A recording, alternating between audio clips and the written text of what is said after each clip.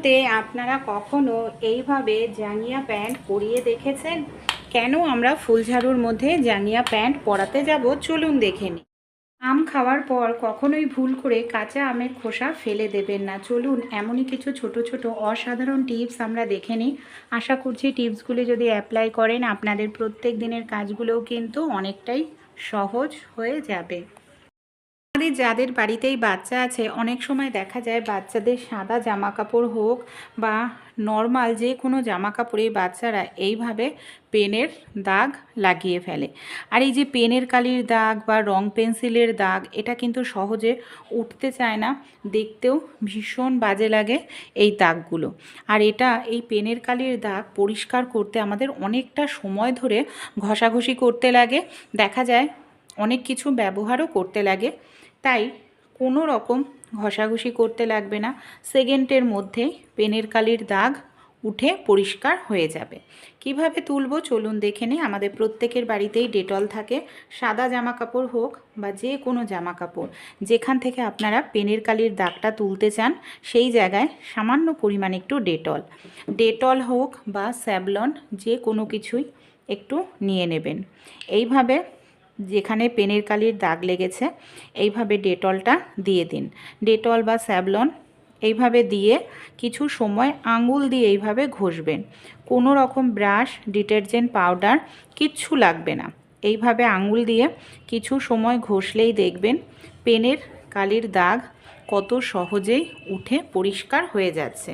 আমি এবার জল দিয়ে আপনাদের ধুয়েও দেখাবো যে দাগটা কতটা সুন্দর এখানে আমাদের পরিষ্কার হয়ে গেল। এই দেখুন, কোনো রকম পেনের কালির দাগ কিন্তু নেই। ভালো লাগলে টিপসটি ট্রাই করবেন, যে কোনো কালারের জামা কাপড়ের থেকে তুলে ফেলতে পারবেন। আমরা কম বেশি প্রত্যেকেই গ্যাসটা জ্বালিয়ে থাকি। অনেক সময় কি হয়, গ্যাস লাইটারটাকে এই দেখুন যেখানে জল থাকে আমরা জলের মধ্যেই লাইটারটাকে রেখে দিই। আর এইভাবে যদি এই যে জলের মধ্যে লাইটারটাকে রাখি তাহলে আমাদের লাইটারটাও বেশি দিন ভালো থাকে না, নষ্ট হয়ে যায়, বা অনেক সময় এখানে সেখানে রাখি, যখন প্রয়োজন তখন আমরা হাতের কাছে খুঁজে পাই না। এখানে দেখুন আমাদের বাড়িতে যে এই ধরনের একদম সরু সরু গার্ডার থাকে না, এই গার্ডারগুলোকেই এখানে আমি নিয়ে নিয়েছি। কি করছি দেখুন, লাইটারের মধ্যে গার্ডারগুলোকে এইভাবে ঢুকিয়ে পেঁচিয়ে নেব। এইভাবে দেখুন আমি কিন্তু এখানে ভালো করে পেঁচিয়ে নিয়েছি। এবার রান্নাঘরের যেখানে ঝোলানোর জায়গা আছে, আমরা লাইটারটাকে যদি এইভাবে ঝুলিয়ে রাখি, লাইটারে জল লাগবে না, নির্দিষ্ট জায়গায় থাকবে, যখন প্রয়োজন তখনই আমরা এইভাবে খুলে নিতেও পারবো। আর কাজ আবার যখন মিটে যাবে তখন আমরা লাইটারটাকে এইভাবে আবার ঝুলিয়ে রাখব। সময় বন্ধুরা, আমরা যখন এই ধরনের মাছগুলো ভাজতে নিই, বিশেষ করে ফলি মাছ, চিতল মাছ, কিংবা দেখা যায় যে পাবদা মাছ, যে মাছ তৈলাক্ত হয় বা ওপরের স্কিনটা একেবারে তেল তেল হয়, বোয়াল মাছ, পাঙ্গাস মাছ, তেল ছিটে আসে।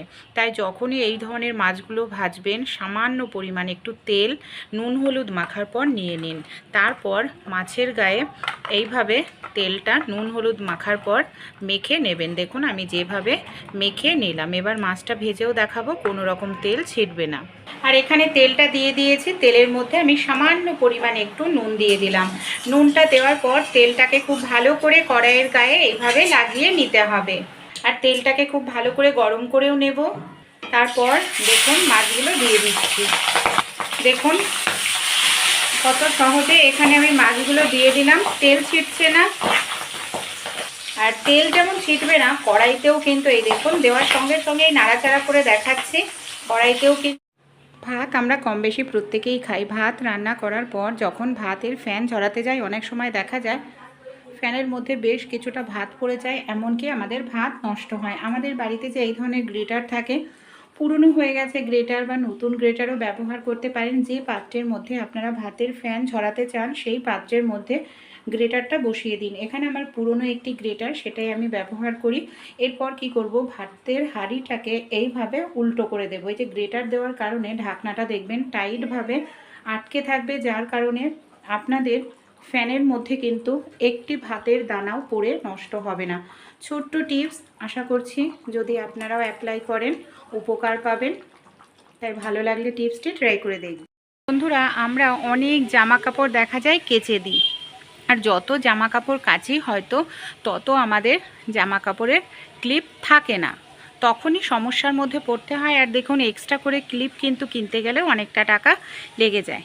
আমাদের বাড়িতে যেই ধরনের পেনের ঢাকনা থাকে, এই ধরনের পেনের ঢাকনাগুলোকেই কিন্তু আমরা ক্লিপ হিসাবে ব্যবহার করতে পারি।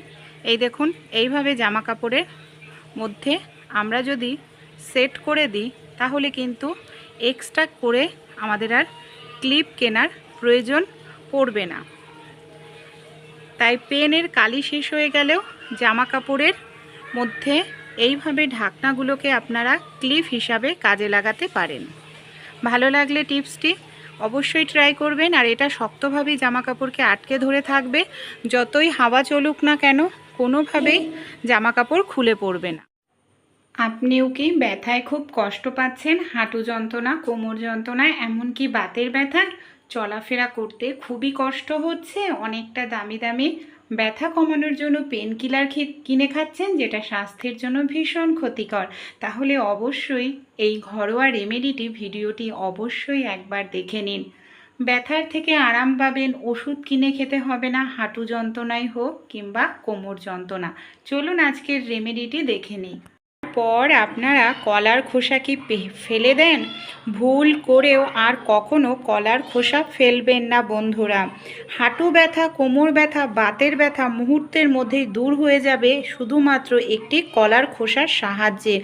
যে কলা আমরা কম বেশি প্রত্যেকেই খেয়ে থাকি, খাওয়ার পর ফেলে দিই, সেটাই কিন্তু আমাদের হাঁটুর ব্যথা, বাতের ব্যথা, জয়েন্টের ব্যথা কমিয়ে দিতে পারে। কিভাবে চলুন দেখে নিই। একটি পাত্র আমি দেখুন নিয়ে নিয়েছি। সবার প্রথমে কি করব, পাত্রের মধ্যে এখানে আমি নিয়ে নিচ্ছি বেশ কিছুটা পরিমাণ বন্ধুরা তেল, সরিষার তেল এখানে আমি নিয়ে নিলাম। এবার আমি কি করব, এর মধ্যে আমি দিয়ে দিচ্ছি 1 চামচ পরিমাণ মতো হলুদ গুঁড়ো। আর হলুদ গুঁড়ো দিয়ে সরিষার তেলটাকে খুব ভালো করে আমাদের মিশিয়ে নিতে হবে। এই তেলটা আপনারা একদিন তৈরি করে 3-4 দিন ব্যবহার করতে পারবেন, এটা কিন্তু সহজে নষ্ট হয় না। এবার এটাকে আমরা কিভাবে কাজে লাগাবো, আমাদের যে কলার খোসাটা রয়েছে বন্ধুরা, এই দেখুন কলার খোসার মধ্যে এখানে আমি এই যে সরিষার তেল আর হলুদটাকে খুব ভালো করে এইভাবে লাগিয়ে নিচ্ছি।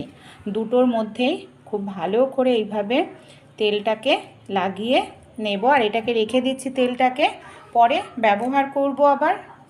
এবার দেখুন আমি এই পাত্রটার মধ্যে তুলে নিলাম এই তেলটাকে, মানে আর কলার খোসাটাকে কিভাবে ব্যবহার করব চলুন দেখে।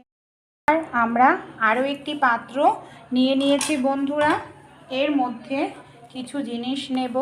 এখানে আমি নিয়ে নিয়েছি কালো জিরে। কালো জিরে কিন্তু ব্যথা কমাতে ভীষণ সাহায্য করে বন্ধুরা। এখানে 1/2 চামচ পরিমাণ মতো কালো জিরে নিয়ে নিয়েছি। এখানে নিয়ে নিয়েছি আমি 2 কোয়া রসুন। রসুনও কিন্তু ব্যথা কমানোর জন্য ভীষণ উপকারী। রসুনটাকে এখানে আমি এইভাবে গ্রেট করে দিয়ে দিচ্ছি, তাহলে রসুনের যে রসটা আছে ভালোভাবে বের হবে। এর জন্য আমি রসুনটাকে গ্রেট করে দিলাম। এখানে কিছুটা আদা নিয়ে নিয়েছি। বাতের ব্যথা হোক কিংবা জয়েন্টের ব্যথা, হাড়ের ব্যথা, আদা কিন্তু ভীষণ উপকারী বন্ধুরা। দেখুন এখানে আদাটাকেও এইভাবে আমি গ্রেট করে দিয়ে দেব, বেশ কিছুটা পরিমাণ দিয়ে দিলাম। এবার এই তেলটাকে আপনারা অনেকটা পরিমাণ তৈরি করে রাখুন, এটা কিন্তু সহজে আপনাদের নষ্ট হবে না। এখানে আমি বেশ কিছুটা সরিষার তেল দিয়ে দিচ্ছি। আর যে জিনিসগুলো ব্যবহার করলাম প্রত্যেকটা জিনিস ভীষণ উপকারী আমাদের ব্যথা কমাতে। আর প্রত্যেকটা জিনিসই আমাদের বাড়িতে সব সময় থাকে, এক্সট্রা করে কোনো কিছু কেনার কিন্তু এখানে প্রয়োজন নেই। কিভাবে ব্যবহার করব আর এটাকে কিভাবে অ্যাপ্লাই করতে হবে চলুন দেখে নিই। এখানে আমি গ্যাসটা অন করে নিয়েছি আর এই যে তেলের বাটিটাকে বসিয়ে দিলাম। এবার একদম লো ফ্লেমে এই তেলটাকে আমাদের খুব ভালো করে ফুটিয়ে নিতে হবে। এইভাবে নাড়াচাড়া করতে হবে কন্টিনিউ, তা না হলে তেলটা কিন্তু আমাদের পুরোপুরি পুড়ে যাবে আর কোনো কাজেই লাগবে না। তাই এইভাবে কন্টিনিউ নাড়াচাড়া করছি। দেখুন 2 থেকে 3 মিনিট ভালো করে ফুটিয়ে নেবেন, তেলের মধ্যে এর উপকারিতা গুণ চলে আসবে। ভালোভাবে ফুটে উঠেছে, এবার আমি বন্ধ করে দিচ্ছি। এটা যেহেতু এখন প্রচণ্ড গরম, এত গরম ইউজ করা যাবে না, কিছুটা ঠান্ডা করে নিতে হবে, তারপর ব্যবহার করতে হবে এটাকে। এখন গ্যাসটাকে অন করে নিয়েছি। আমাদের বাড়িতে যে এই ধরনের রুটি করার তাওয়া থাকে, তাওয়াটাকে আমি এইভাবে উল্টো করে নিলাম। এবার কি করব, আমরা যে কলার খোসাটাকে গরম করে নিয়েছি, মানে লাগিয়ে নিয়েছি হলুদ আর তেল, কলার খোসাটাকে ভালো করে গরম করে নিতে হবে। কলার খোসার মধ্যে যে সাদা অংশটা থাকে সেটা কিন্তু ভীষণ উপকারী ব্যথার জন্য, এমনকি স্কিনের জন্য, দাঁতের জন্য। খুব ভালো করে গরম করে নেব 2 থেকে 3 মিনিট। এটাকে এইভাবে আমি কিন্তু পাল্টে পাল্টে 2 থেকে 3 মিনিট খুব ভালো করে গরম করে নিয়েছি। এবার আমি এটাকে তুলে নিচ্ছি। একটি পাত্র আমি নিয়ে নিয়েছি, পাত্রের মধ্যে দেখুন বেশ কিছুটা আমি নিয়ে নিয়েছি জল। জলের মধ্যে এখানে আমি দিয়ে দিলাম 1 চামচ পরিমাণ মতো নুন। এবার আমরা কি করব, এই পাত্রটাকে চলুন দেখে নিই। এখানে আমি গ্যাসটাকে অন করে নিয়েছি। এই যে নুন আমি দিয়ে দিলাম যে জলের মধ্যে, এই জলটাকে এবার আমরা একটু ভালো করে গরম করে নেব। ফুটন্ত গরম করার প্রয়োজন নেই, যাতে জলটা উষ্ণ গরম হয়। যতটা গরম আমরা সহ্য করতে পারি ঠিক ততটাই গরম। আমার জলটা গরম হয়ে গেছে, যতটা গরম সহ্য করতে পারি। চলুন কিভাবে অ্যাপ্লাই করি দেখে নিই। হাঁটু ব্যথা, কোমর ব্যথায় আমরা অনেকেই ভীষণ কষ্ট পেয়ে থাকি। ব্যথা কমানোর জন্য অনেক দামি দামি পেনকিলার ওষুধও খাই। কিছুদিন হয়তো ব্যথা কম থাকে, তারপরেই দেখা যায় ব্যথা যেইকে সেই। শুধু হাঁটু ব্যথা, কোমর ব্যথা নয় বন্ধুরা, আমাদের এই যে এইসব জায়গায় মাংসপেশিতেও প্রচণ্ড পরিমাণে ব্যথা করে। মহিলারা অনেকক্ষণ দাঁড়িয়ে রান্নাবাড়ি করলেও দেখবেন গোড়ালিতে ব্যথা করতে থাকে। বা আমরা যখন রুটি বেলি, দেখা যায় যে আমাদের যে হাতের কবজি আছে না, কবজিতে রুটি বেলতে গিয়ে ব্যথা করে, কিংবা তরকারি নাড়াচাড়া করতে গিয়ে ব্যথা করে। তাই ব্যথার জায়গায় কিভাবে আমরা রেমেডিটি ট্রাই করব, সে যেখানেই ব্যথা হোক, হাঁটু ব্যথা বা কবজিতে বা বাতের। এই পাত্রটাতে আমি গরম জল করে নিলাম, সেই পাত্রর মধ্যে একটি কাপড় আমি এইভাবে ডুবিয়ে নিচ্ছি। এরপর কি করব, এই যে গরম জলের সেক এইভাবে দিয়ে নেব। নুন সেক দিলেও কিন্তু দেখবেন ব্যথার জায়গায় খুব সহজেই আরাম পাবেন। নুন সেক, যে গরম জলের সেক দিলে নার্ভ সচল থাকে, রক্ত চলাচলটা ভালো হয়, আর ব্যথা কিন্তু 50% কমে যায় এই সেক দেওয়ার কারণে। এইভাবে আপনারা গরম জল করে ব্যথা যেখানে হাঁটুতেই হোক, কোমরে কিংবা কবজিতে, এইভাবে নুন জলের গরম সেক দিয়ে নেবেন। তারপর আমরা যে তেলটা তৈরি করে নিয়েছি ব্যথার জায়গায়, এই দেখুন তেলটা আমি এইভাবে দিয়ে বেশ কিছু সময়ের জন্য এইভাবে মালিশ করুন। এখানে কিন্তু 10 থেকে 15 মিনিট খুব ভালো করে এইভাবে মালিশ করতে হবে। মালিশ করলেও দেখবেন ওষুধের প্রয়োজন পড়বে না, কত সহজেই আপনারা ব্যথা কমিয়ে ফেলতে পারবেন। খুব সুন্দর করে এইভাবে আমি ডলে ডলে মালিশ করে নিচ্ছি বন্ধুরা। দেখুন এইভাবে খুব ভালো করে আমাদের মালিশ করতে হবে, যেখানে ব্যথা হোক না কেন। তারপর কি করব, মালিশ করার পর যে কলার খোসাটা আমরা গরম করে নিয়েছিলাম ব্যথার জায়গায়, এইভাবে কলার খোসাটা আমাদের দিতে হবে। এইভাবে দেওয়ার পর না নাড়াচাড়া করা যাবে না, কোনো কাপড় নিয়ে নিতে হবে। কাপড়। কাঁচা আম খাওয়ার পর আপনারা কি আমের খোসা ফেলে দেন? কাঁচা আম কম বেশি আমরা প্রত্যেকেই খেয়ে থাকি। কাঁচা আম খোসা ছাড়িয়ে তারপরে রান্নাতে ব্যবহার করা হয়, কাঁচা খাওয়া হয়। কিন্তু কাঁচা আমের খোসা ভুল করেও ফেলবেন না, এতে আপনাদের খাটনিও বাঁচবে, হাজার হাজার টাকা বেঁচে যাবে কাঁচা আমের খোসা যদি আপনারা একবার অ্যাপ্লাই করেন। কিভাবে কাঁচা আমের খোসা আমাদের হাজার হাজার টাকা বাঁচিয়ে দেবে, চলুন তাহলে দেখে নিই। রান্নাবাড়ি করার পর আমাদের কড়াই এইভাবে পুড়ে যায়। আর এই যে পুড়েছে দেখতে পাচ্ছেন, এটা কিন্তু তেলে পোড়ার দাগ।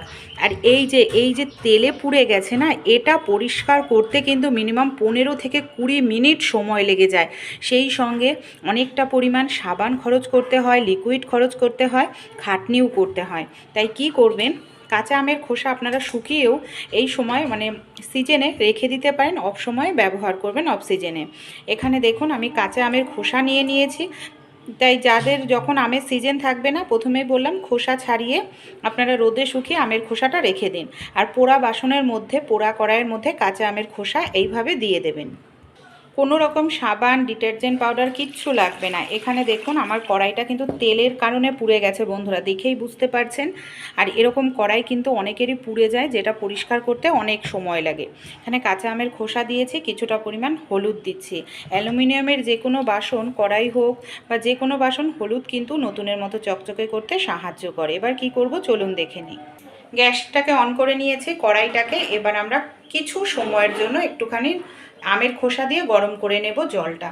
এই আমের খোসায় দেখবেন কড়াইয়ের পুরো পোড়াটাই দেখুন বন্ধুরা, আমি আমের খোসাটা দিয়ে ভালো করে জলটাকে ফুটিয়ে নিয়েছি। দেখতে পাচ্ছেন যে কড়াইটা তেলের কারণে পুড়ে গেছিল, একেবারে তেলের পোড়া, কতটা সুন্দর পরিষ্কার হয়ে গেছে। বন্ধ করে দেব। এবার কিছু সময় অপেক্ষা করব ঠান্ডা হওয়ার জন্য।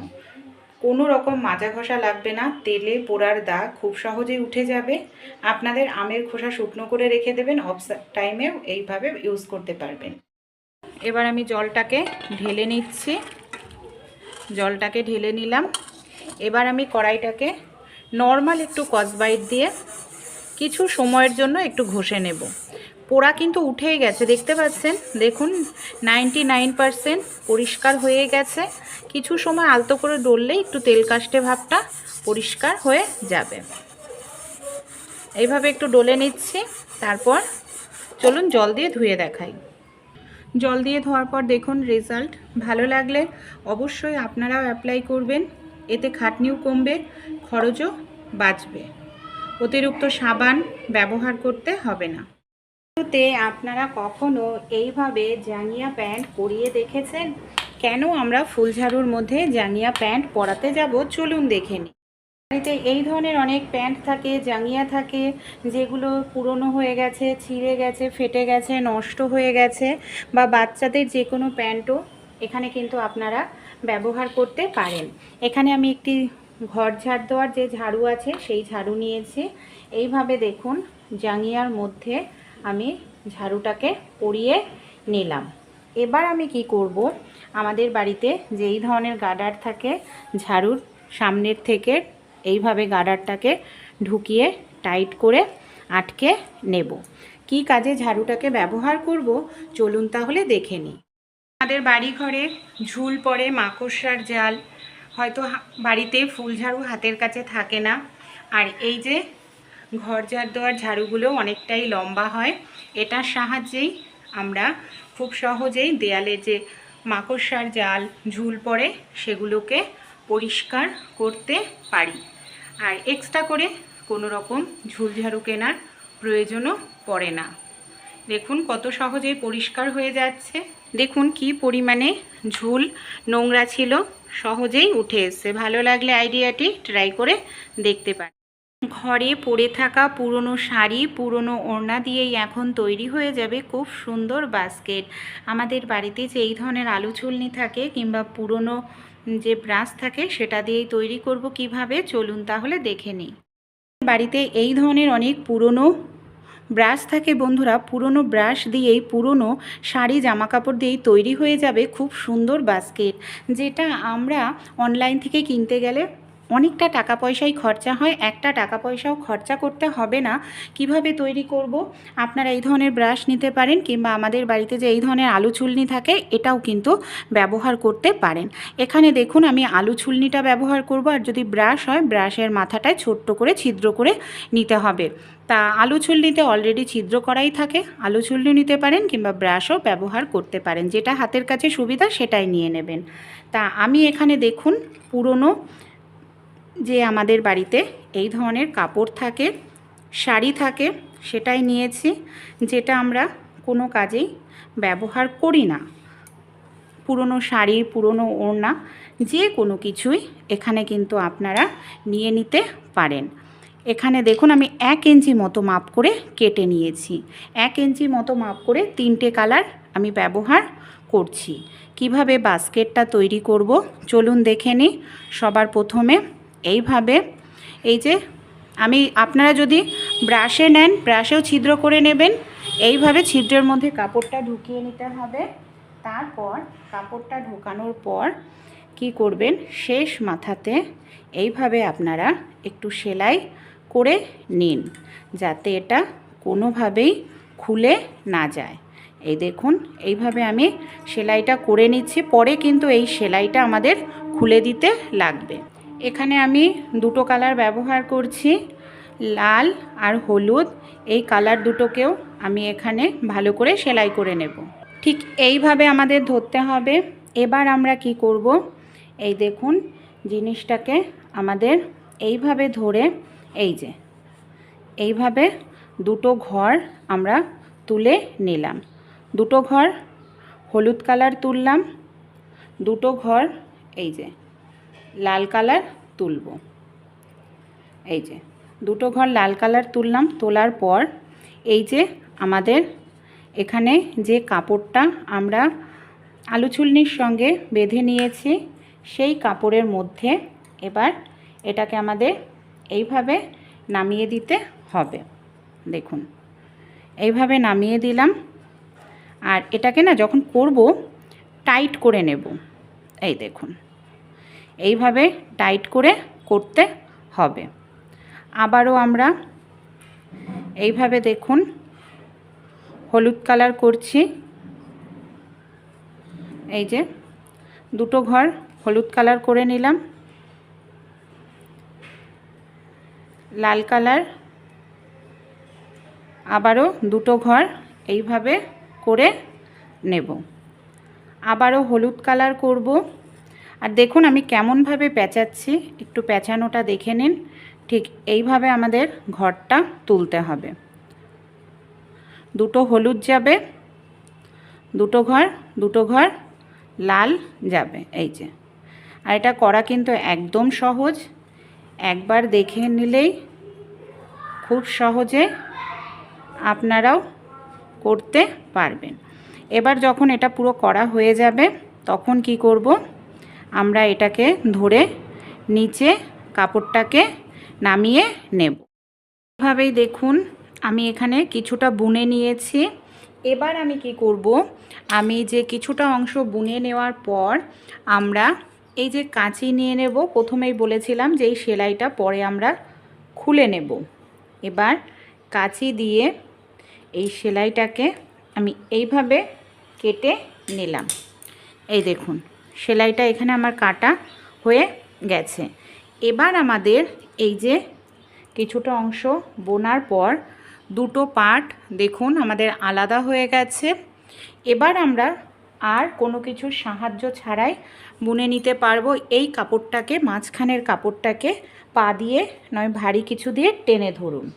এবার দেখুন এই যে প্রথমে যে লাল কালারের কাপড়টা আছে, এইভাবে একটা ঘর করে নিলাম ওপর দিয়ে, আরও একটি ঘর করে নিলাম নিচ দিয়ে। একইভাবে হলুদ কালারের কাপড়টা যেটা আছে, আর ঘরগুলো যে করব টাইট করে কিন্তু করব, ঢেলা করে নয়। একটা ঘর ওপর থেকে করব আর একটা ঘর নিচের থেকে।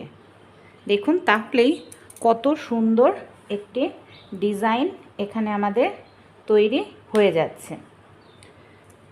আর এটা তৈরি করতে অনেকটা কিন্তু সময়ের ব্যাপার নয় বন্ধুরা, খুব কম সময়ের মধ্যেই আপনারা এটা তৈরি করতে পারবেন। আর ঘরের যে কোনো জায়গায় এটাকে আপনারা কিন্তু কাজে লাগাতে পারেন। এই দেখুন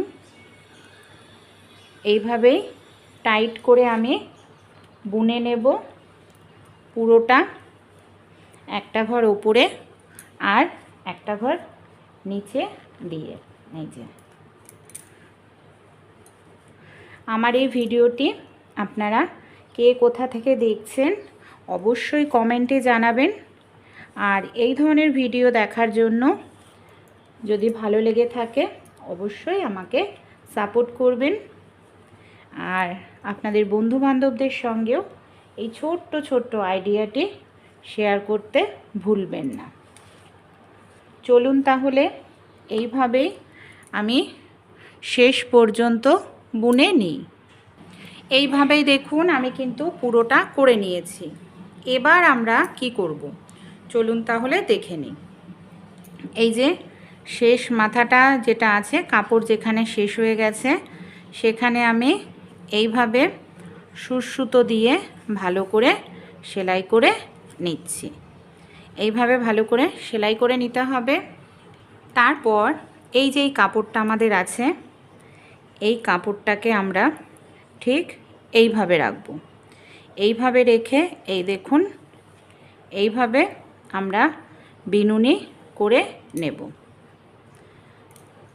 নর্মাল যেরকম আমরা চুলে বিনুনি করি ঠিক দেখুন সেরকমভাবেই এখানে আমি একদম যে মেন কাপড়টা সেই বাড়তি কাপড়টা আমি আর কাটছি না। বাড়তি কাপড়টাকে ধরে আমি এইভাবে বিনুনি করে নিচ্ছি। এইভাবে একদম শেষ মাথা পর্যন্ত আমি এখানে দেখুন এইভাবে বিনুনি করে নিলাম। বিনুনি করার পর শেষ মাথাতেও এখানে আমরা সুতোর সাহায্যে এইভাবে বিনুনিটাকে সেলাই করে দেব যাতে বিনুনিটা কোনোভাবে খুলে না যায়। এটা আমার পুরোপুরি রেডি। এখানটায় দেখুন আমি গোল করে একটি কার্ডবোর্ড এইভাবে কেটে নিয়েছি বন্ধুরা। এবার আমি একটি কাপড় এখানে নিয়ে নিচ্ছি। কাপড়টার ঠিক মাঝখানটায় আমরা কি করব কার্ডবোর্ডটা নিয়ে নেব। এবার আমি নিয়ে নিয়েছি সুতো। কি করব চার সাইড ঘুরিয়ে এইভাবে আমরা সুতো দিয়ে এটাকে সেলাই করে নেব। এই দেখুন নর্মালভাবে যেরকমভাবে আমরা কাঁথা ফোড় দিই বন্ধুরা ঠিক সেরকমভাবেই সেলাই করব। ছোট ছোট যে ফোড় দিতে হবে এমন কোনো কথা নয়। এখানে বড় বড় ফোড় দিয়ে এইভাবে চার সাইড আমাদের ঘুরিয়ে সেলাই করে নিতে হবে। সবার প্রথমেই কিন্তু আমরা সুতোটা ধরে টানবো না, সুতোটাকে পরে টানবো। আগে এর জন্য দেখুন এইভাবে গোল ঘুরিয়ে সেলাই করে নিচ্ছি। চার সাইড ঘুরিয়ে সেলাই করার পর এবার আমরা কি করব আমাদের যে সুতোটা আছে এই দেখুন সুতোটাকে এইভাবে আমি টেনে নিচ্ছি। এবার আমাদের সুতোটাকে এইভাবে টানতে হবে। তাহলে কি হবে এই দেখুন পুরো কাপড়টাই আমাদের এখানে সুন্দরভাবে গুটিয়ে এসছে আর এটা কিন্তু পুরোপুরি কভার হয়ে গেছে। এবার আবারও আমরা একটু এটাকে ভালো করে সেলাই করে নিচ্ছি যাতে কোনোভাবেই না খোলে। এর জন্য একটু ভালো করে সেলাই করে নিতে হবে। এইভাবে সেলাই করার পর এবার আমি গিট দিয়ে নেব আর এটাকে কেটে নেব। এটা আমাদের তৈরি। তাহলে এবার আমরা যে এটা তৈরি করে নিয়েছি কিভাবে ব্যবহার করব এই দেখুন। সবার প্রথমে আমরা এইভাবে সেলাই করতে থাকব। এখানে আমি সুতো নিয়ে নিয়েছি।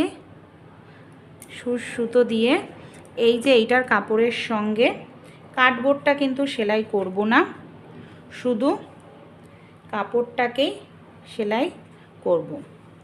মানে এটার যে কাপড়ের আছে কার্ডবোর্ডের মধ্যে শুধু সেটাই সেলাই করতে হবে। এইভাবে দেখুন গোল করে ঘোরাতে থাকবো আর আমরা এটাকে এইভাবে সেলাই করতে থাকবো।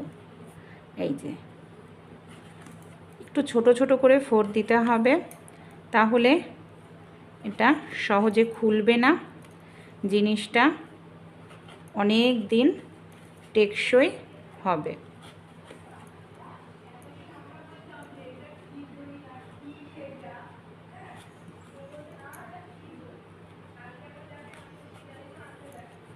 এই দেখুন এইভাবে আমি সেলাই করছি।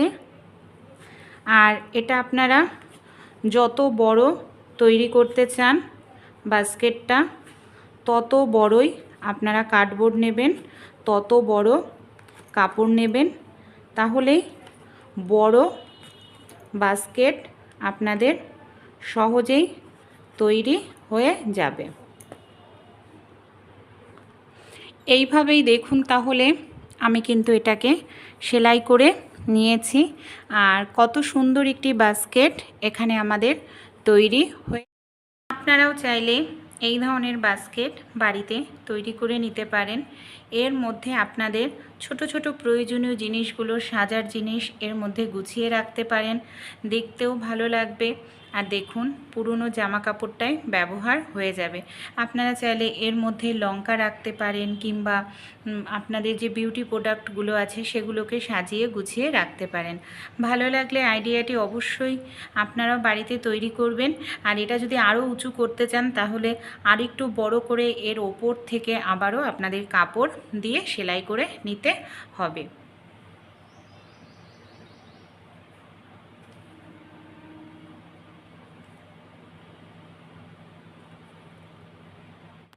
যে এই ধরনের পেনের ঢাকনা থাকে বন্ধুরা, পেনের কালি শেষ হয়ে গেলে তো ফেলে দিই, তাই এই ধরনের একটি পেনের ঢাকনাই কিন্তু এখানে আমরা কাজে লাগাতে পারি। এখানে আমি দেখুন কিছুটা পরিমাণ সেলোটেপ নিয়ে নিয়েছি। পেনের ঢাকনার এই যে দিকটা, পেছন দিকটা এইভাবে সেলোটেপটাকে ভালো করে লাগিয়ে নেব।